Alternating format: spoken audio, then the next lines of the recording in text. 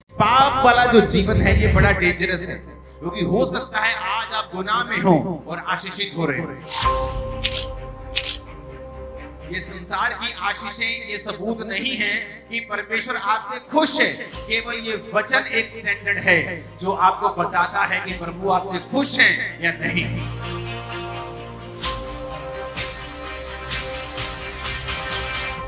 पवित्रता एक गुण नहीं है, ये वेपन है, हथियार है तुम्हारे हाथ में। हालेलुया। तो जब आप अपना शरीर जो है परमेश्वर को देते हैं और वो आपके शरीर का इस्तेमाल करता है, किस तरह से आप प्रार्थना करना शुरू करते हैं। आपको पता चलता है कि आप एक जीवित चर्च के एक मेंबर हैं, आप उसका एक हिस्सा हैं, और आप जब चर्च में जाते हैं तो उस हिसाब से परमेश्वर आपको प्रार्थना करने के लिए कहता है। और जब आप प्रेयर करना स्टार्ट करते हैं, परमेश्वर आपको बरकत देता है, क्योंकि यही आपके बुलाने का परमेश्वर का मकसद है। अगर आप बुलाए गए हैं तो वचन ये कहता है कि आप परमेश्वर के घर में लगाए जाएंगे, उसके घर में लगाए जाएंगे, रोपे जाएंगे और आपको पानी दिया जाएगा। जब आप परमेश्वर के घर में लगाए जाएंगे तो आपका फल जो है परमेश्वर के घर में आना चाहिए। यानी आपका जीवन, आपका गिफ्ट, आपकी ताकत, आपका सांसारिक गिफ्ट, सांसारिक पहुंच, हर एक चीज का फायदा परमेश्वर के घर को, परमेश्वर के राज्य को होना चाहिए। और यह मकसद होता है आपका जीवित चर्च के साथ जुड़ने का। क्योंकि अगर आप जीवित चर्च के साथ नहीं जुड़े होते तो वहां पर फिर जहां आप होते हैं वहां परमेश्वर का प्लान नहीं होता, वहां परमेश्वर का दर्शन नहीं होता। जब दर्शन नहीं होता, आपको उस हिसाब से होमवर्क नहीं मिलता, असाइनमेंट्स नहीं मिलती, काम नहीं मिलते। जब आप उस हिसाब से काम नहीं करते हैं तो आप क्रिश्चियन होते हुए भी वैसी बरकत, वैसी परमेश्वर के साथ निकटता को महसूस नहीं करते जैसी एक जीवित चर्च के साथ जुड़ा हुआ व्यक्ति करता है। कितने मेरी बात को समझ रहे हैं? इसीलिए सिर्फ आप जीवित चर्च जा रहे हैं ये इंपॉर्टेंट, सबसे इंपॉर्टेंट नहीं है। अब आप जीवित चर्च में चले गए, ये पहला स्टेप था। अब आपको आगे आना होता है। कोई इवेंजलिस्ट टीम में है, कोई काम कर रहा है, कोई बो रहा है, कोई प्रार्थना कर रहा है, कोई उपवास कर रहा है, और आपको परमेश्वर के कामों को, दर्शनों को जो परमेश्वर अपने दास को देता है या आपको देता है, इस विजन को, मिनिस्ट्री को देता है, उसके हिसाब से प्रार्थना करना, उसके हिसाब से उपवास रखना, उसके हिसाब से बोना, उसके हिसाब से अपने काम करने। अगर आपको कोई गिफ्ट है, आप सीए हैं, आप उस हिसाब से आप काम भी करते हैं, प्रार्थना भी करते हैं, दर्शन के साथ जुड़ते भी हैं, और फिर परमेश्वर आप पर बरकत देता है। क्योंकि फिर आप एक वैल्यूएबल मेंबर होते हैं उसके घर के, एक ऐसी गाड़ी बन जाते हैं जिसे अगर रोज एक ऑनर इस्तेमाल करता है तो वो उसकी टाइम पर सर्विस भी कराता है, वो उसको साफ भी रखता है, वो उसको बचा के भी रखता है। तो आपकी वैल्यू परमेश्वर की निगाहों में उतनी ही है जितना आप उसके राज्य के लिए काम करते हैं। आप उसके राज्य के लिए जितने मूल्यवान हैं, परमेश्वर की निगाह में आपकी वैल्यू भी उतनी ही है। कितने मेरी बात को समझ रहे हैं? इसलिए आपने बहुत बार ये नोटिस किया होगा, जो लोग सेवकाई में होते हैं, इनडायरेक्ट जो ज्यादा सेवकाई में जुड़े होते हैं, आप देखना उनकी लाइफ में हीलिंग, उनकी लाइफ में डिलीवरेंस दूसरे लोगों के मुकाबले कहीं अधिक स्पीड से होती है, कहीं अधिक जल्दी से होती है। दूसरे लोगों के मुकाबले उनकी लाइफ में जो बरकत है वो कहीं अधिक तेजी से और ज्यादा होती है, क्योंकि वो परमेश्वर के राज्य के लिए मूल्यवान होते हैं। कितने मेरी बातों को समझ रहे हैं? अब शैतान जब आपको धोखा देता है, वो आपको धोखा देता है झूठ के द्वारा।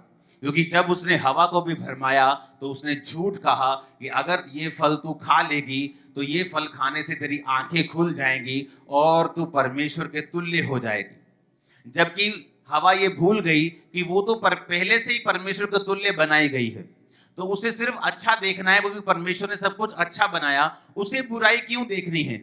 बुरे या भले के लिए उसकी आंखें वो क्यों खोले? लेकिन शैतान ने, बाइबल कहती है, उसे भरमाया। हवा ने वो फल खाया और अपने पति को भी खाने को दिया और वो गिर गए, बाइबल कहती है। उसके बाद कर्स आए। इमेजिन करो, आपका हार्ट, आपकी किडनी कितने हजार साल चलने के लिए बनाई गई थी। आज जो 40-40 साल, 30-30 साल में लोगों को हार्ट अटैक आ रहे हैं, 50 साल में अपने आप को बूढ़ा मान रहे हैं लोग, लेकिन आपको ऐसे नहीं बनाया गया था। इमेजिन करो आदम की उम्र अगर वो 930 साल उसकी उम्र रही होगी, तो गिरने के बाद 900 साल की उम्र है उसकी। देखो जब वो गिर गया पाप में, इमेजिन करो अगर वो पाप में नहीं गिरता तो कितने हजार साल उसकी उम्र परमेश्वर ने बनाई होगी। शायद 5000 साल, 10,000 साल, मैं नहीं जानता कितनी, लेकिन इमेजिन करो अगर गिरे हुए की उम्र 900 साल थी तो जागे हुए की और जीवित की उम्र कितनी होती। इमेजिन करो आपका हार्ट, आपकी किडनी 900 साल, हजार साल, तो कम से कम गिरे हुए व्यक्ति की बात कर रहा हूं। इमेजिन करो 2000, 2500, 3000 साल चलने के लिए आपके हार्ट को बनाया गया था। आज कोई बिल्डिंग देख लो, 200 साल नहीं निकलते किसी बिल्डिंग के। आप दुनिया का सबसे महंगा प्लेन भी आज ले लोगे 600 करोड़ 700 करोड़ का, 20 साल बाद वो भी पुराना लगने लग जाता है, सिर्फ 20 साल में। तो इमेजिन करो आप कितनी आपकी वर्थ है कि आप इतने सालों के हो जाते हैं और आपका हार्ट वैसे ही काम करता है, किडनीज वैसे ही काम करती हैं, सब चीजें वैसी ही काम करती हैं। कितना स्ट्रॉन्ग मैकेनिज्म है जो परमेश्वर ने बनाया। इसलिए बाइबल कहती है बुद्धि परमेश्वर से निकली है। दुनिया का सबसे बड़ा कंप्यूटर किसने बनाया? इसी बुद्धि ने, इसी इंसान ने बनाया। अगर वो मंगल पे भी जा रहा है तो किसकी वजह से? उसी बुद्धि की वजह से जो परमेश्वर ने दी है, उसी दिमाग की वजह से। तो इमेजिन करो परमेश्वर ने कितना शानदार आदम को बनाया था। लेकिन वचन कहता है आदम का बेटा हाबिल, आदम का बेटा कैन, दोनों एक दूसरे, जो हाबिल था वो उसकी भेंट ग्रहण हुई क्योंकि वो परमेश्वर के सामने धर्मी था। कैन की भेंट ग्रहण नहीं हुई क्योंकि वो करप्ट था। कैन ने हाबिल को मार दिया, मर्डर हो गया, क्योंकि वो ब्लड का पाप जो था, जो आदम और हवा के कारण उनके वंश में गया, वो पापी ब्लड से ही थे और मर्डर किया, और उसके बाद उसको वहां से भागना पड़ा। वचन कहता है कि इंसान पाप के बाद पाप करता गया और परमेश्वर ने एक दिन फैसला किया कि मैं अब मनुष्यों के साथ विवाद नहीं करता रहूंगा सदा, इसलिए मनुष्य की उम्र सिर्फ 120 साल की होगी। तब परमेश्वर ने नूह के बाद 120 साल की उम्र ठहराई और तब इंसान 120 साल जीने लगा। नूह तक सभी लोग 900 साल जीते थे, लेकिन उसके बाद लोग 700 साल जीने लगे, फिर 500, फिर 400, फिर 300, फिर 200। जल्दी जल्दी से उम्र जो थी वो कम होने लगी और एंड में 120 साल, जिस तरह मूसा 120 साल का होकर मरा, तो इस लाइन में परमेश्वर उस उम्र को आलाकर परमेश्वर ने टिका दिया। और आज तो वो उससे भी आधी रह चुकी है। कई देशों में तो जो एवरेज उम्र है वो 60, 65, 66, 70 साल की रह चुकी है। जो पाप की वजह से 900 साल का आदम मरा और फिर पाप की वजह से 120 का हो गया और अब पाप की वजह से वो 65, 70 का ही रह गया इंसान। आप इमेजिन करो कि परमेश्वर ने जब इंसान बनाया था तो हजारों साल जीने के लिए बनाया था। आज मैं एक ऐसा विषय आपसे डिस्कस करूंगा कि अगर ये आपके दिमाग में घुस गई बात, तो आप अपनी जिंदगी के खुद जिम्मेवार होंगे और आपको मालूम होगा कि मैं जहां हूं अपनी मर्जी से, अपनी वजह से, अपने डिसीजंस की वजह से हूं। इसमें परमेश्वर का कोई अब लेना देना नहीं है। अगर मैं बढ़ना चाहता हूं मैं बढ़ सकता हूं, अगर मैं कम होना चाहता हूं तो हो सकता हूं। अब ये मेरे हाथ में है, क्योंकि बाइबल कहती है परमेश्वर ने आपको वर्ड दिया है, वचन दिया है। इस वचन के जरिए आप ब्लेस हो सकते हैं, बढ़ सकते हैं, आशीष ले सकते हैं, पीछे भी जा सकते हैं। हालेलुया। अब बहुत से लोगों ने ये बात सुनी होगी कि परमेश्वर ने कहा था अब्राहम को कि मैं तुझे कनान देश दूंगा, मैं तुझे यबूसियों के देश, अमोरियों के देश, कनानियों के, हिब्बियों के, यबूसियों के देश दूंगा। लेकिन कभी ये बात सोचने की कोशिश की है कि क्यों परमेश्वर तुम्हें वो देश देगा? क्या नफरत है परमेश्वर को यबूसियों से, कनानियों से, कि परमेश्वर अब्राहम को कहता था कि मैं ये देश तुझे दूंगा। अगर हम उत्पत्ति 15 उसकी 18 से 21 आयत को पढ़ते हैं तो लिखा, इस दिन यहोवा ने अब्राहम के साथ ये वाचा बांधी कि मिस्र के महानद से लेकर परान नामक बड़े नद तक जितने देश हैं, फिर से पढ़ेंगे, इस दिन यहोवा ने अब्राहम के साथ ये वाचा बांधी कि मिस्र के महानद से लेकर परात नामक बड़े नद तक जितने देश हैं, अर्थात केनियों, कनज्जियों, कदमोनियों, हित्तियों, परिज्जियों, रपाइयों, एमोरियों, कनानियों, गिरगीशियों, यबूसियों, इन सबको मैंने तेरे वंश को दिया है। क्या नफरत थी परमेश्वर को इन देशों से कि परमेश्वर ये कहता था कि अब्राहम, मैंने ये देश जो हैं ये तेरे वंश को दिए हैं। उसको पढ़ने के लिए हमें पीछे जाना पड़ेगा। वचन कहता है कि जब नूह, उसकी पत्नी, उसके 3 बेटे और उसकी 3 बेटे की वाइफ्स, 3 बहुएं, सिर्फ वही रह गई थी, बाकी सब लोग जल प्रलय में मर गए जब पाप पृथ्वी पर बढ़ गया था। और वचन कहता है 1 साल के तकरीबन वो नूह की जो किश्ती थी वो उस किश्ती के अंदर रहे। अमेरिका में उस नूह की किश्ती की एक नकल बनाई है पूरी तरह से, कितनी वो लंबी थी, कितनी ऊंची थी। अब मैं अमेरिका में जाऊंगा इस साल, तो मैं वहां पे जरूर जाने वाला हूं देखने के लिए। तो जब वो 1 साल उस किश्ती में रहे और किश्ती से जब बाहर आए तो सिर्फ 8 जन इस पृथ्वी के ऊपर थे।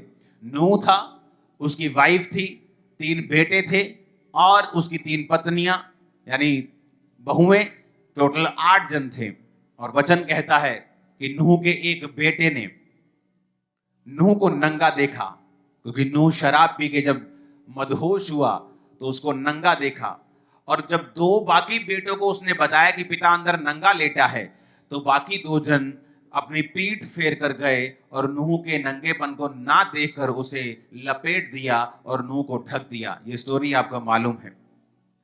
उसके बाद परमेश्वर का श्राप उस बच्चे पे आया जिसने नंगा देखा था, वो था हाम। और नूह ने कहा, कनान जो था हाम का बेटा, ये भाई बंधुओं के दासों का दास हो। यानी परमेश्वर ने हाम के वंश को श्रापित कर दिया और नीचा कर दिया। अगर आप ध्यान से बाइबल पढ़ें तो जब याकूब अपने 12 बेटों को आशीष देने लगा तो उनके पास्ट में की गए सब कामों के हिसाब से परमेश्वर ने उनको आशीषित किया। याकूब कहता, रूबेन तू मेरा पहला फल है, तू पहलोठा है। पहलोठे को डबल प्रॉपर्टी मिलती थी। अगर 12-10 बच्चे हैं तो 11 हिस्से होते थे प्रॉपर्टी के। तो 2 हिस्से एक बच्चे को मिलते थे और बाकी एक हिस्सा एक को मिलता था। अगर 100 रुपया है, उसको 10 में 9 में बांटना है तो उसके 10 हिस्से कर देते थे। तो 10 हिस्से मतलब कि 10 रुपए के 10-10 हिस्से हो गए। तो पहले बेटे को 20 मिलेंगे, बाकियों को 10-10 मिलेंगे। इस तरह से बंटवारा होता था। लेकिन याकूब ने क्या कहा कि तू बेटा मेरा पहला फल तो है, लेकिन तू औरों से श्रेष्ठ नहीं ठहरेगा, क्योंकि तू अपने पिता की पत्नी के साथ, यानी वो उसकी स्टेप मदर के साथ वो सोया था, उसने पाप किया था, व्यभिचार किया था। इसलिए उसने कहा तू दूसरों से श्रेष्ठ नहीं ठहरेगा, तू दूसरों से उत्तम नहीं जाएगा, तू ऊपर नहीं जा सकता, क्योंकि तू जल के समान उबलने वाला है। यानी तेरा कोई स्टैंड नहीं है, तेरा कोई तू एक जगह खड़ा नहीं होता। तेरा जिधर पाप ले जाता तू उधर चल पड़ता है। आज विरोध है तू चुप कर जाता है, कल को सब कुछ अच्छा होता है तू बोलने लग जाता है। तेरा कोई स्टैंड नहीं, तू पाप के अनुसार चलने वाला है, तू दूसरों से श्रेष्ठ नहीं ठहरेगा। तो वचन कहता है उसे परमेश्वर ने नीचा किया, क्योंकि वो अपने शरीर के अनुसार चला, आत्मा के अनुसार नहीं चला। अब यहां पर जब नूह ने श्रापित कर दिया, नूह ने कहा ये मेरे 3 बेटे हैं, एक का नाम क्या है यपेत, एक का नाम हाम और एक का नाम शेम। परमेश्वर ने कहा तुम दोनों यपेत और शेम तुम दोनों आशीषित होंगे, लेकिन जो ये जो हाम है ना, इसका जो वंश है ये तुम्हारे वंशों का दास होगा। मैं इसे नीचा करता हूं क्योंकि इसने अपने पिता को नंगा देखा, आंखों पर कंट्रोल नहीं किया, इसने पाप किया। अब समझने वाली बात यह है कि हमें पूरी बाइबल की नॉलेज होनी चाहिए कि जब एक व्यक्ति पर श्राप आता है या एक व्यक्ति को वो पाप से निकलता है या पाप करता है, उसकी लाइफ में क्या होता है। अगर वो तौबा नहीं करता क्या होता है, अगर वो तौबा करता है क्या होता है, या एक व्यक्ति जब फैसला करता है कि मुझे पवित्रताई में और परमेश्वर के साथ मेल मिलाप करके जीवन बिताना है, तो उसकी लाइफ में क्या होता है। अब जब हम उत्पत्ति 10 उसकी 6 से लेके 20 आयत तक पढ़ते हैं, इसमें वंश लिखे हैं। कौन से वंश? हाम के। हाम कौन? जिसने अपने पिता को नंगा देखा था। लिखा हाम के पुत्र कूश, मिस्र, फूत और कनान हुए। कूश के पुत्र सबा, हवीला, रामा, सबतूका। रामा के पुत्र शबा, ददान, कूश के वंश में निम्रोद हुआ, जो पहला वीर हुआ पृथ्वी के ऊपर। वह यहोवा की दृष्टि में पराक्रमी शिकार खेलने वाला ठहरा। इससे ये कहावत चली कि निम्रोद के समान परमेश्वर की दृष्टि में पराक्रमी शिकार खेलने वाला। उसके राज्य का आरंभ शिनार देश में बेबोलीन, अरेख, अक्कद और कलने से हुआ। अब यहां पर आपने देखा कि ये कौन से वंश की परमेश्वर बात कर रहा है। एक ऐसे वंश की परमेश्वर बात कर रहा है जो जिसको श्रापित किया गया है। पर वचन क्या कहता है? वचन कहता है जिसको श्रापित किया गया था उसके वंश में पृथ्वी का पहला वीर निकला। कितने मेरी बात को समझ रहे हैं? अब मैं अपनी बात पे आ रहा हूं, ध्यान से कान खोलना। एक श्रापित वंश है, जिसे खुदा ने कहा है कि तेरे बच्चे इन दो बच्चों के दासों के दास होंगे, मैं उन्हें नीचा करता हूं। वो नौकरों के भी नौकर होंगे, बड़ा एक निम्न जीवन बिताएंगे, मैं उन्हें ऊंचा नहीं करूंगा, उन्हें आशीषित नहीं करूंगा। लेकिन वचन क्या कहता है? हुआ क्या उनके साथ? ऐसा कुछ नहीं हुआ अभी। वचन कहता है कि उनके वंश में एक वीर पैदा हुआ। पृथ्वी का पहला वीर उस वंश से पैदा हुआ जिस वंश को परमेश्वर ने श्रापित किया था। पर यह कैसे हो सकता है? सोचने वाली बात है। जब आप बाइबल पढ़ते तो सोचते तो होंगे ही कि एक तरफ अभी पिछली अध्याय में तो परमेश्वर इनको श्रापित कर रहा है, अगले अध्याय में यह लिख रहा है कि इसी वंश में एक ऐसा वीर पैदा होता है जो पृथ्वी का पहला वीर था। इतना बड़ा बड़ा परमेश्वर उनको ब्लेस कर रहा है, इतना उनका नाम कर रहा है, तो फिर ये श्रापित कहां से हुए? वचन कहता है उसके बाद जब आप 20 आयत तक पढ़ते हैं तो लिखा है, 13 आयत में लिखा, मिस्र के वंश में लूदी, अनामी, लहाबी, नप्तूही। 15 आयत में लिखा, कनान के वंश में सिदोन, हित, यबूसी, एमोरी, गिरगाशी, हिक्की, सीनी, हिब्बी, अवर्दी, समारी, हमाती। और ये फिर कनानियों के लोग कुल भी फैल गए। मिस्र कहां से निकला? इसी श्रापित वंश में से। ये किन किन राजाओं, किन जातियों के नाम लिखे हैं? यबूसी, एमोरी, गिरगाशी, ये उन्हीं जातियों के नाम लिखे हैं जिन्हें परमेश्वर ने अब्राहम को कहा था कि मैं ये सब जातियां और इनके देश तेरे वंश को दे दूंगा। यानी कि परमेश्वर इनके पाप को भूला नहीं, क्योंकि उन्होंने परमेश्वर में तौबा नहीं की। अगर की होती तो परमेश्वर अब्राहम को कभी ना कहता कि मैं जो ये वंश पाप और श्राप के अधीन है, मैं इसको तेरे वंश को दे दूंगा। कई बार आप नोटिस करते हैं और शैतान इस बात का फायदा उठाता है, जब आप किसी पापी को देखते हैं कि वो बढ़ रहा है, आपको लगता है अच्छा ये तो बढ़ रहा है। पहला पृथ्वी का वीर हाम के वंश में पैदा होता है। लिखा, पहला पृथ्वी का वीर उस वंश से पैदा होता है जो वंश परमेश्वर ने श्रापित किया है। कई बार आप जब अन्य जाति लोगों को देखते हैं, आप जब और लोगों को देखते हैं, आप जब ऐसे पास्टर प्रॉफिट्स को देखते हैं जो पाप कर रहे हैं लेकिन वो बढ़ रहे हैं, परमेश्वर कहता है चिंता मत करो। और किसी की बढ़ोतरी से ये अंदाजा मत लगाओ कि मैं उनके साथ हूं। यहां पर एक ऐसा वंश जो प्रभु से श्रापित हो चुका है, लेकिन उसके वंश में अभी वीर पैदा हो रहे हैं। पृथ्वी का पहला वीर उसने पैदा कर दिया, लेकिन एंड में क्या हुआ? वो सारे वंश अब्राहम के वंश को दे दिए गए और उन सबों ने इजरायली लोगों की, यानी उस वंश की जिसे परमेश्वर ने ब्लेस किया था, उनकी गुलामी की। आज कई बार एक धर्मी जब पापी को देखता है, एक क्रिश्चियन को देखता है कि वो नशे बेचकर ब्लेस हो रहे, नशे बेचकर वो गाड़ियां ले रहे, मकान ले रहे, वो पाप करके आगे बढ़ रहे, उसे लगता है कोई फायदा नहीं है पवित्रताई में जीने का। ये देखो, ये भी तो है ही है, कौन सा परमेश्वर ने इसके सिर पे डंडा मार दिया है? ये भी तो है ही है, पास्टर पाप में, व्यभिचार में 5-5 पत्नियां रखी हैं इसने, कौन सा इस पे डंडा बज गया? लेकिन मेरी बात को याद रखना, अगर आप पवित्रताई में हैं, आपका फल आपकी पीढ़ी के बाद पीढ़ी के बाद पीढ़ी के बाद पीढ़ी के बाद पीढ़ी खाएगी। और अगर आप पाप में हैं, वचन कहता है तू बहुत सा धन, बहुत सी चीजें संचय करेगा, उन्हें इकट्ठा करेगा, लेकिन उन्हें तू दूसरों के लिए, दूसरे उस पर कब्जा कर लेंगे, दूसरे उसका फल भोगेंगे और मैं तुझे उसका फल भोगने नहीं दूंगा। परमेश्वर इकट्ठा करने पे देखो रोक नहीं लगा रहा। जब वो इकट्ठा कर रहा है और कामयाब हो रहे, परमेश्वर उसको रोक नहीं रहा, क्योंकि परमेश्वर एक एग्जाम्पल बनाना चाहता है कि तुमने इकट्ठा कर लिया, तुम्हारे पास बहुत कुछ हो गया, पाप से तुमने बड़ा कुछ कर लिया, लेकिन एंड में तुम्हारी एग्जाम्पल यही दी जाएगी कि देखो वो व्यक्ति किस तरह से काम करता था और परमेश्वर ने किस तरह से उसे औंधे मुंह गिराया है। कितने मेरी बात को समझ रहे हैं? बहुत से क्रिश्चियन मैंने देखे हैं व्यभिचार में, पास्टर्स देखे हैं व्यभिचार में, आज से 5 साल पहले, 7 साल पहले, 8 साल पहले, और उनको ग्रो होते हुए देखा है। लेकिन जो झटका आता है वो संभल नहीं पाते हैं। जब शैतान अटैक करता है और जो परमेश्वर अपने हाथ को उठा लेता है, वो सहन नहीं कर पाते हैं, उबर नहीं पाते हैं, उसके बाद कभी भी सेम नहीं रहते जैसे वो थे।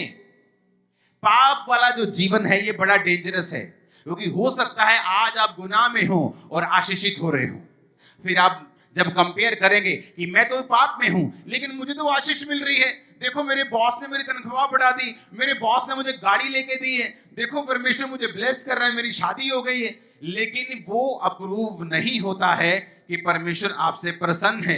ये संसार की आशीषें ये सबूत नहीं है कि परमेश्वर आपसे खुश है। केवल ये वचन एक स्टैंडर्ड है जो आपको बताता है कि प्रभु आपसे खुश हैं या नहीं है। आमीन। कितने मेरी बातों को समझ रहे हैं? मैं बड़ा हैरान हुआ जब मैंने हाम का वंश पढ़ा, क्योंकि मैं बाइबल को बार बार पढ़ता हूं। एक बार बाइबल खत्म, फिर दूसरी बार शुरू, फिर तीसरी बार शुरू, फिर चौथी बार शुरू। और मैं पढ़ रहा हूं, मैं क्या देख रहा हूं कि परमेश्वर ने पृथ्वी का पहला वीर उस वंश से पैदा किया है जिस वंश को परमेश्वर ने नीचा किया। लेकिन वो कब हुआ? वो समय आने पर सारा कुछ हुआ। बाइबल कहती परमेश्वर धीरजवंत है। पाप करने, क्रोध करने में जो पाप करते हैं उन पर क्रोध करने में परमेश्वर विलंब करता है। वो चाहता है कि ये मन को फिरा लें। करुणा करने में बड़ी जल्दी करता है, दया करने में प्रभु बहुत जल्दी करता है। कोई झट माफी मांगता है, प्रभु उसे माफ कर देते हैं। लेकिन बाइबल कहती है क्रोध करने में, सजा देने में वो विलंब करता है, वो धीरज रखता है, वो धीरजवंत परमेश्वर है। आज आपको ये फैसला लेना है, क्योंकि जब आप पाप का जीवन जीते हैं तो इसका मतलब ये नहीं कि मुसीबतें अभी आपकी लाइफ पर आएगी, लेकिन आप एक ऐसी डायरेक्शन पर चल पड़े हो जिसका एंड 100% रॉन्ग, 100% रोने वाला और 100% फ्रूटलेस होगा और उसका एंड बहुत भयानक होगा। लेकिन आज जो लोग पवित्रताई में जीवन जी रहे हैं उन्हें लगता है कि पवित्रताई में जीने का क्या फायदा है, पवित्रताई में जीने का कोई फायदा नहीं। लेकिन जब साल बीतते जाते हैं, महीने बीतते जाते हैं और जो रिजल्ट फिर आपकी लाइफ में आता है, मैं आपको बोल रहा हूं, जितने दिन यहां बैठे हैं आपके वंश, आपकी पीढ़ी दर पीढ़ी आपके पवित्रताई के सामर्थ्य को देखेगी और एक बड़ा रिजल्ट उनकी जिंदगी में होगा। आमीन। मेरे को ऊंचे वाला और खतरनाक वाला चाहिए चर्च। हालेलुया। ऊंची आवाज में हालेलुया बोलो जरा। और आप देखो कहां से निकला मिस्र, इसी हामवे से। कौन सा मिस्र? जिसने इजराइल को तंग किया। बाइबल कहती है आज भी शरीर से जन्मा हुआ आत्मा के जन्मे हुओं को सताता है। आप दो सगे भाई भी क्यों ना हो, और अगर एक शरीर से जन्मा है, यानी आपका वो भाई जो परमेश्वर से अभी तक नहीं जन्मा, आप जो आत्मा से जन्मे हैं, यानी आपका नया जन्म हो चुका है, आपने बपतिस्मा ले लिया रूह के द्वारा, पवित्र आत्मा के द्वारा आप जन्मे हैं, तो लिखा आज भी शरीर का जन्मा आत्मा के जन्मे हुए को सताता है। वो सगे भाई क्यों ना हो, लेकिन वो सताते हैं एक दूसरे को यीशु मसीह के नाम के कारण। कहां से निकला मिस्र? तब तो दुनिया में कोई जाति नहीं थी। वचन कहता है कि ये सारे बच्चे जो हाम के थे, यपेत के थे, शेम के थे, ये सारे बच्चे अपने अपने नामों के अनुसार अपने अपने देशों को उन्होंने बसा लिया। यबूसी कौन था? एक बेटा था, पूरा यबूसी देश उसने बसाया। एमोरी कौन था? एक बेटा था, पूरा एमोरी देश उसने बसाया। और इसलिए परमेश्वर ने कहा था अब्राहम को कि मैं ये अमोरियों का ये सब देश तेरे वंश को दूंगा। क्यों? क्योंकि वो अब्राहम उस बेटे की संतान थी जिसको परमेश्वर ने ब्लेस किया था, जिसने अपने बाप को नंगा नहीं देखा था। और परमेश्वर ने कहा ये जो पापियों का वंश है, मैं ये सारे देश, इनके देश मैं तेरे वंश को दे दूंगा। आज पाप में जीवन बिताना बड़ा आसान है, किसी को मालूम नहीं होगा कि आप अंदर घुस के क्या कर रहे हैं, लेकिन इसका मतलब ये नहीं तभी गुनाह का रिजल्ट आएगा या तभी आप डाउन होंगे, इसका मतलब ये नहीं है। कई बार एक व्यक्ति पाप में हो सकता है और अगले 5-6 साल बड़ी आशीषें उसकी जिंदगी में आए और वो सोचता है शायद परमेश्वर ने इसे अप्रूव कर दिया है या परमेश्वर इन चीजों की परवाह नहीं करता है, लेकिन ऐसा नहीं है। वचन आसमान में, बाइबल कहती है, ताया हुआ वचन सिद्ध किया हुआ है। जो वचन कहता है कि वो होगा तो वो होगा ही होगा। इसीलिए जब आप स्वर्गदूतों को देखते हैं बाइबल में, वो कह रहे होते हैं पवित्र पवित्र पवित्र सेनाओं का यहोवा। इसलिए आप जब बाइबल पढ़ते हैं आपको मालूम होता है परमेश्वर कहता है कोई भी पवित्रताई के बिना परमेश्वर को देख नहीं सकता। अगर आपकी लाइफ में बड़े से बड़ा बंधन है, ऐसा बड़ा बॉन्डेज है, चाहे वो पैसों का हो, कर्जे का हो, बीमारी का हो, तकलीफ का हो, फैमिली कर्स हो, डाइवोर्स हो, एनीथिंग, डिप्रेशन हो, मैं आपको बताता हूं परमेश्वर की आत्मा ने, उसके पवित्र आत्मा ने मुझे तरीका बताया था कि तेरी जिंदगी में जितना भी बड़ा बंधन क्यों ना हो, चाहे मेडिकल साइंस में उसका इलाज ना हो, चाहे कोई कुछ भी क्यों ना हो, केवल अगर तू पवित्रताई में रहे, मैं तेरे बड़े से बड़े बंधन को तोड़ दूंगा, सारे बंधन तेरी लाइफ से टूट जाएंगे। ये मुझे परमेश्वर ने 2010-11 की मैं बात कर रहा हूं, जब आप सेवकाई में होते हैं, आप टीन एज से प्रभु के साथ हैं, आप जवान हैं, टेम्पटेशंस हैं, परीक्षाएं आपको घेरना चाहती हैं और उधर से बॉन्डेज भी दिख रहे हैं, बंधन भी दिख रहे हैं और आप बीच में खड़े हैं और आपको पता है कि मैं अगर पाप में जाऊंगा तो ये बंधन बने रहेंगे जो कोई नहीं जानता। दुनिया के सामने आप सक्सेसफुल हो सकते हैं, लेकिन अंदर आप परमेश्वर के सामने क्या है ये आप जानते हैं। तो परमेश्वर की आत्मा ने कहा था कि अगर तू ये बंधन टूटते हुए देखना चाहता है तो पवित्रताई में तुझे जीना होगा। पवित्रताई एक गुण नहीं है, एक गुण नहीं है, पवित्रताई एक हथियार है जो खुदा ने आपको दिया है। लोगों को लगता है परमेश्वर पापियों के लिए आया, तो अभी भी पाप कर रहे हैं। चर्च में आने वाले लोग 8-8 साल से अभी भी व्यभिचार में हैं, चर्च के ही लड़के लड़कियों के साथ। इमेजिन करो, और वो सोचते हैं अभी तो हमें सुख मिला है, अभी तो हमें सेटिस्फेक्शन मिली है, लेकिन वो बाइबल कहती है नाग दोना सा कड़वा रिजल्ट देगी ही देगी, क्योंकि जो व्यभिचार करेगा उसकी नाम धराई, बाइबल कहती है उसकी बेइज्जती कभी मिटेगी नहीं। तो परमेश्वर ने हमें एक तरीका दिया है कि अगर तुम्हें अपनी लाइफ में से बंधनों से बाहर निकलना है तो तुझे पवित्रताई में चलना होगा। बहुत से लोग कंप्लेंट करते हैं कि जब मैं चलती हूं परमेश्वर में, मैं चलता हूं, मुझे गंदे ख्याल आते हैं, मेरे मन में गंदे विचार आते हैं। आप उन्हें बंद कर सकते हो। कैसे? गंदा देखना बंद करके। अपने मोबाइल पर गंदा देखना बंद कर दीजिए, सामने लाइव गंदा देखना बंद कर दीजिए, शैतान के अटैक आप पर कम होते होते पूरी तरह से बंद हो जाएंगे, आप इस चीज से पूरी तरह से फ्री हो जाएंगे। और जब आप व्यभिचार से, पाप से, इस गंदगी से और पाप के विचारों से, चोरी से, इस सारी चीजों से फ्री हो गए, तब आपकी लाइफ एक ऐसी तरह से सेटल हो जाएगी कि आपकी लाइफ में सामने बड़ा पहाड़ भी क्यों ना हो, मैं आपको बता रहा हूं परमेश्वर खंड खंड टुकड़े टुकड़े उसके कर देगा। मेरी लाइफ, ये नोट कर लो, मेरी लाइफ की टेस्टिमनी है, खत्म कर देगा परमेश्वर उसको। वो कितना बड़ा बंधन क्यों ना हो, सदियों से चलता क्यों ना आ रहा हो, आपके वंशों से चलता क्यों ना आ रहा हो, आपकी नानी, आपकी माँ, आपके फैमिली के जो माता है, आपकी नानी है, डाइवोर्स या फैमिली इश्यूज या मैरिटल प्रॉब्लम चली हैं, आपकी लाइफ में हो रहा है, जस्ट पवित्रताई में जीना शुरू कर दो। इसलिए तो परमेश्वर ने कहा कोई पवित्रताई के बिना मुझे देख नहीं पाएगा।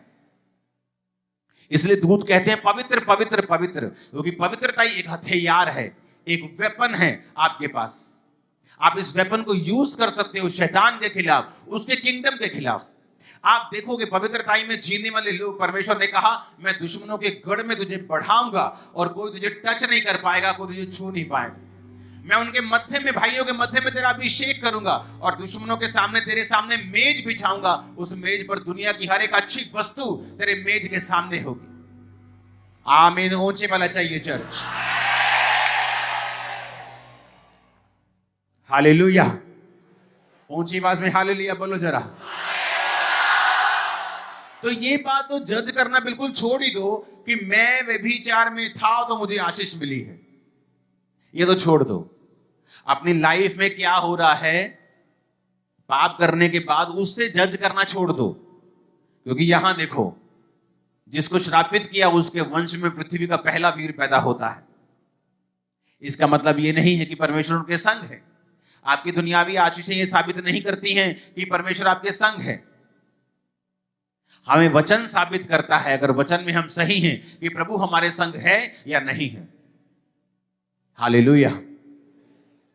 तो हमें ये बात समझनी पड़ेगी, हमें ये देखना पड़ेगा। आप तैयार हैं पवित्रताई में चलने के लिए, परमेश्वर के साथ साथ संग संग चलने के लिए? शैतान आपको, जिस तरह उसने हवा को धोखा दिया, वो आपको धोखा देता है। वो भी तो कर रहा है, तेरे को क्या प्रॉब्लम है? वो भी तो ऐसे ही चल रहा है, तेरे को क्या प्रॉब्लम है? दाऊद को वो बोलता होगा, तेरे भाई भी तो पाप करते हैं, राजा की सेना में देख इतनी अच्छी पोस्ट पे हैं, सब आते हैं, सब सूबेदार जी करके बात करते हैं, सब थानेदार जी करके बात करते हैं, पाप में है। देख तू देख, धर्मी बना फिरता है, कभी भेड़ चराता है, कभी गाय चराता है, सारा दिन धूप में पाले में रहते हैं, तेरे पास क्या है? देख वो पाप करते हैं लेकिन फिर भी कितना आनंद में जीते हैं। लेकिन उनको यह मालूम नहीं था कि परमेश्वर ने उनको परखा और फेल पाया, और दाऊद को परखा और पास पाया, और उस देश का राजा बना दिया जिस देश का वो चरवाहा था। शैतान आपको थोड़ा दिखाकर बड़ा ले लेता है, छोटा दिखाकर बहुत बड़ी चीज ले लेता है, क्योंकि परमेश्वर के पास वही है जो आपके लिए बेस्ट है, और वो इतना बड़ा है जितना आप सोच भी नहीं सकते। दाऊद को मालूम थोड़ी था वो उस देश का राजा होगा, उसको कभी सपने में मालूम नहीं था ये बात, लेकिन उसे ये मालूम था कि चाहे मेरे भाई पाप करके भी अच्छी पोस्ट पे हैं, लेकिन मैं अगर पवित्रताई में जी कर भी छोटी पोस्ट पे हूं, तो मुझे इसी पोस्ट में परमेश्वर के साथ रहना है, उसको प्रसन्न करना। एक बार इतनी जोर का हालेलुया बोलो, शैतान के कान हिला देना। ऊंची आवाज से हालेलुया।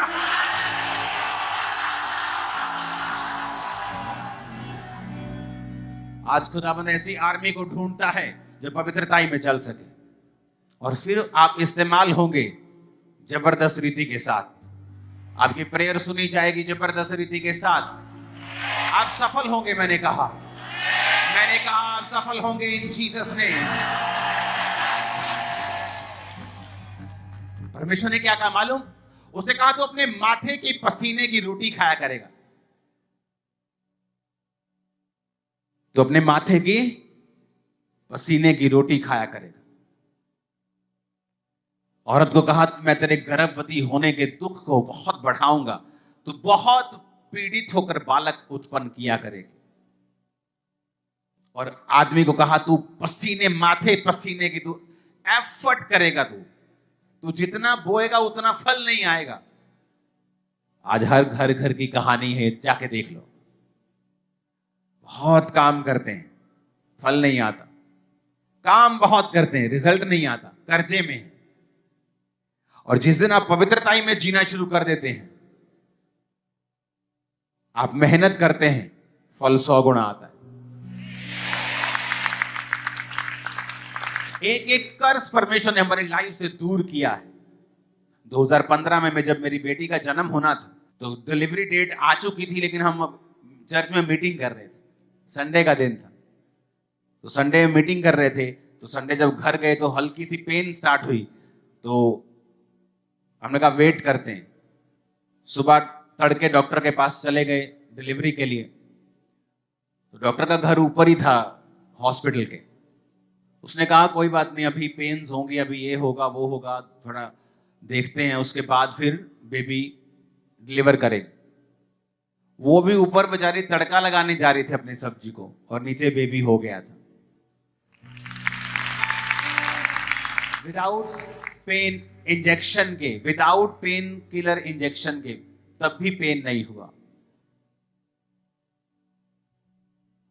उसने कहा मैं तेरे गर्भवती, पीड़ा होगी बहुत कम, पर कहता मैं तेरी गर्भवती होने की पीड़ा को अब बढ़ा दूंगा क्योंकि तूने पाप किया।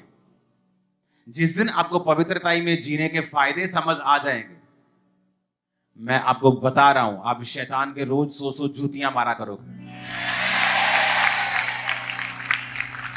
आज लोग मेरी लाइफ को देखकर हैरान होते हैं।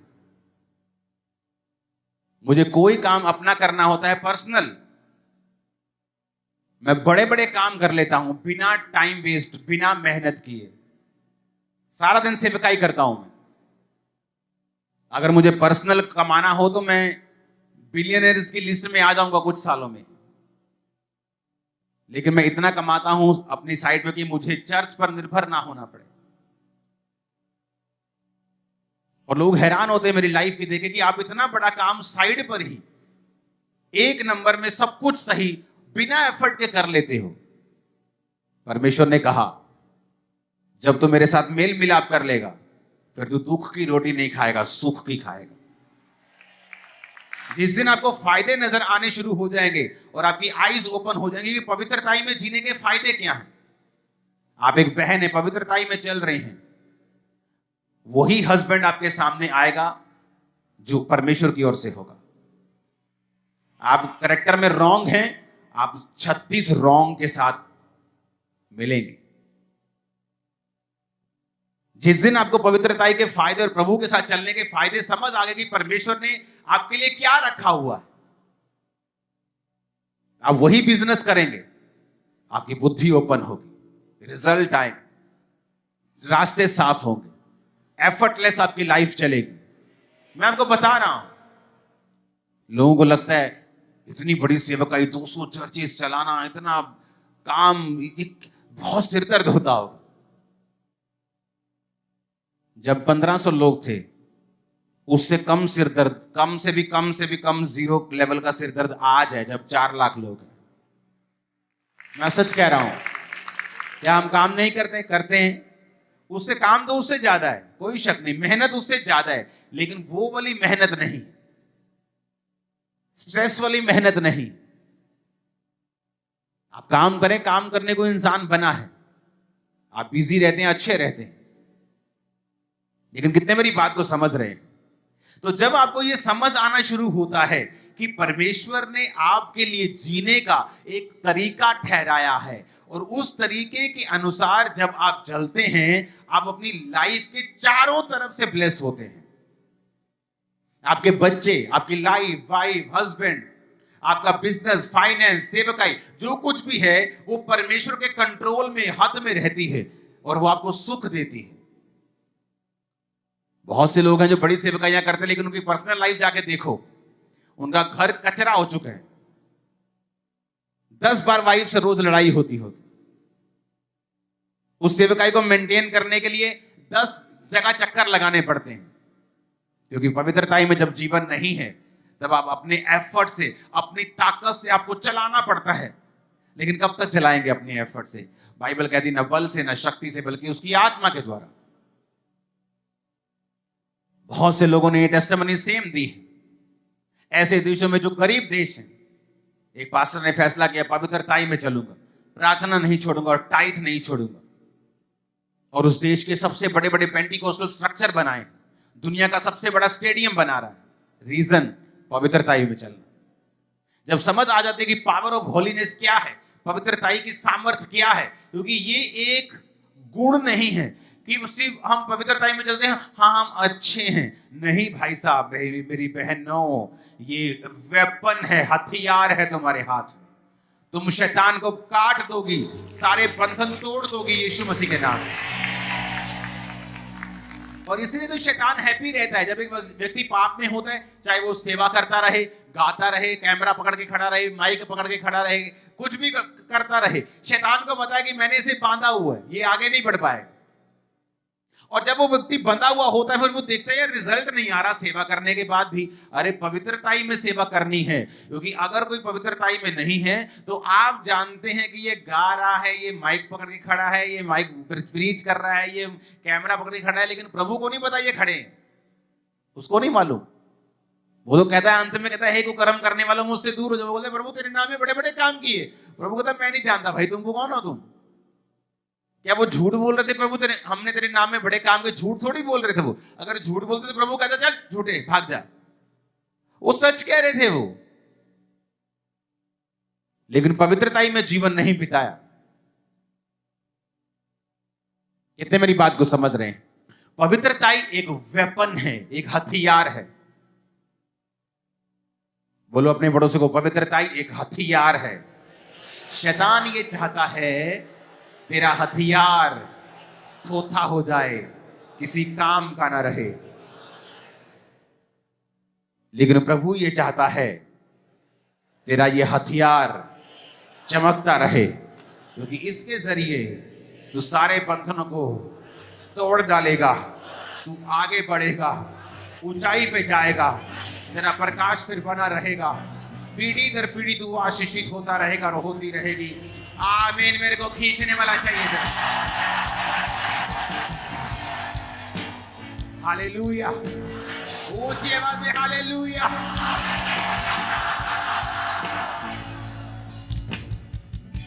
आमीन। आप मेरी बात को समझ रहे कि नहीं? यही परमेश्वर की मर्जी है आपकी लाइफ में। लाइफ फिर सेम नहीं रहेगी। आप चुगली करते हैं, पवित्रताई खराब होती। आप किसी के साथ वैर विरोध रखते हैं, आपकी पवित्रताई खराब होती। आपको जो परमेश्वर कहता है उसे बोल दीजिए, पर दिल में वैर रखना, किसी का बुरा चाहना, उसके लिए प्लान करना कभी मत कीजिए। कितने इन बातों को समझ रहे हैं? मोस्टली इंटरनेट, आप देखो शैतान किस तरह से काम करता है। आप इंटरनेट खोल के चलो बैठ जाओ, फेसबुक इंस्टा खोल लो, आपको 90% जोक्स हस्बैंड और वाइफ के जो आएंगे हमेशा डफर किस्म के आएंगे। हस्बैंड और वाइफ की सहभागिता को कमजोर करने वाले होंगे, या वाइफ को उसमें मूर्ख दिखाया जाएगा या हस्बैंड को मूर्ख दिखाया जाएगा। कितने मेरी बात को समझ रहे हैं? वाइफ की कमियां दिखाई जाएंगी, चाहे वो कॉमेडी कर रहे हैं, लेकिन आपकी स्पिरिट में एक मैसेज जाता है। जब स्पिरिट में एक मैसेज चला जाता है तो फिर आप बाहर ढूंढना शुरू करते हैं और वहां पर आप मिस कर जाते हैं मार्क, एक स्टैंडर्ड जो परमेश्वर ने आपकी लाइफ के लिए ठहराया है। कितने मेरी बातों को समझ रहे हैं? इसलिए वचन कहता है कि हस्बैंड और वाइफ का मसला वो आपस में सॉर्ट आउट करें। ऐसा ना हो उनकी प्रार्थनाएं रुक जाएं, क्योंकि वो अब दो तन नहीं, दो जन नहीं, वो एक जन है। इसलिए बाइबल कहती है मनुष्य अपने माता पिता से अलग रहेगा और पत्नी के साथ मिला रहेगा। फैमिलीज को भी चाहिए कि वो पति पत्नी का स्थान सबसे ऊपर है, उसके बाद माता और पिता का स्थान आता है। मैं सच कह रहा हूं। माता और पिता की इज्जत ना करना यानी अपनी लंबी उम्र को लात मारनी। और पत्नी इस काम में पति का सहयोग करे कि वो अपने माता पिता की इज्जत कर सके। इसलिए लोग जब चर्च में आते हैं, लाइफ में जब वचन को सुनते हैं, उनको सब तरफ से परमेश्वर जब बताता है कि उन्हें क्या करना है, ऑटोमेटिकली लाइफ पवित्रताई में चलनी स्टार्ट होती है।